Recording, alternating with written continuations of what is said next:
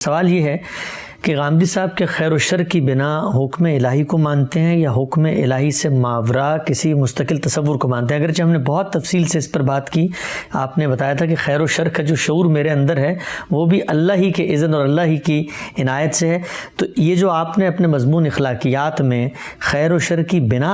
دریافت کی ہے، بتائیے وہ حکم الہی ہے یا حکم الہی سے ماورا کوئی چیز ہے؟ دیکھیے بات یہ ہے کہ اللہ تعالیٰ نے اپنی کتاب میں مجھے بتایا کہ وہ بنا تمہارے اندر موجود ہے۔ یہ بتایا کہ توحید کا عہد لے کے میں نے تمہیں دنیا میں بھیجا تھا، یہ بتایا تھا کہ تقوی اور فجور کا الہام تمہارے اندر کیا گیا ہے، یہ سب کچھ اللہ تعالیٰ نے بتا دیا۔ آپ میرا وہ مضمون پڑھیں میری کتاب میں نکال کے، اخلاقیات کا ایک پورا باب ہے، اس میں نے یہ بتایا ہے کہ قرآن کیا کہتا ہے۔ یعنی وہاں میں اپنا کوئی فلسفہ نہیں بیان کر رہا، اپنے کوئی نتائج تحقیق نہیں بیان کر رہا، قرآن مجید نے اخلاقیات کی کیا بنیادیں واضح کی ہیں ان کو ایک ایک کر کے لیتا ہوں اور پھر دنیا میں جو تصورات موجود ہیں ان سے ان کا تقابل کر دیتا ہوں، اور یہ بتاتا ہوں کہ ہم جب استقراء کے طریقے کے اوپر انسان کا مطالعہ کرتے ہیں تو قرآن کا یہ بیان 100% درست معلوم ہوتا ہے۔ یہ ایسے ہی ہے کہ جیسے قرآن مجید یہ بیان کرے کہ تم اس عالم کو دیکھو، سورج کو دیکھو، چاند کو دیکھو، تلاتم کو دیکھو، ہواؤں کو دیکھو، سمندروں کو دیکھو، تو اب میں یہ کہوں گا نا کہ یہ وہی چیزیں ہیں جن سے ہم واقف ہیں،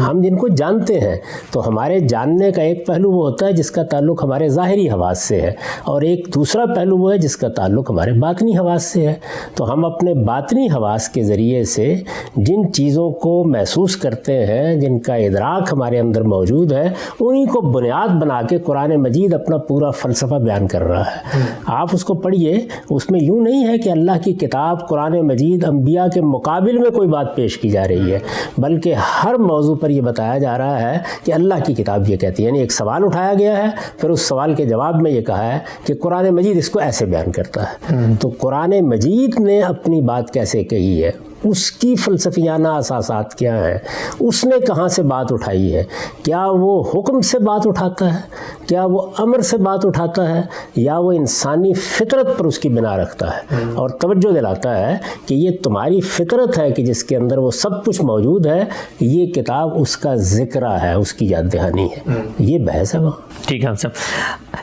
اگلا جو اعتراض ہے وہ اسی سے ریلیٹڈ ہے، وہ یہ ہے کہ نیکی اور بدی کا جو شعور ہے اور خیر و شر کا جو ماخذ ہے، اگر اس کو آپ اس کا محرک نفس انسانی کے اندر مانتے ہیں تو پھر جو نتیجہ ہے اور جو مقصد ہے وہ نفس انسانی سے باہر کیسے ہو سکتا ہے؟ یعنی اگر ایک خیر و شر کا شعور میرے اندر سے اٹھ رہا ہے تو اب اس کے نتیجے میں ایک تصور کروں کہ یہ اس لیے ہے کہ میں نے ایک فرق موجود ہے، اس میں جزا و سزا ہوگی، خدا کے سامنے جواب دہی، تو نتیجہ خارج میں کیسے ہو سکتا ہے جب ایک محرک داخل کے اندر ہو؟ تو اس محرک کو، اس داخلی محرک کو بھی قرآن نے پیش کیا، یعنی خدا ہی نے وہ محرک وہاں پھر میں بیان کر رہا ہوں کہ قرآن کیا کہتا ہے، قرآن مجید نے اس کو کیسے واضح کیا ہے، اور اس میں سورہ قیامہ کی آیات کی طرف اشارہ کیا ہے۔ یہ بتایا ہے کہ قرآن مجید یہ کہتا ہے کہ تمہارے اندر وہ عدالت لگی ہوئی ہے، تم اپنے اندر خیر و شر کا شعور رکھتے ہو، خیر و شر کا یہ شعور جب تمہارے ادراک میں آتا ہے تو تمہاری عقل اس سے کچھ چیزوں کا استنباط کرتی ہے۔ عقلی استنباط یقینی نہیں ہوتا،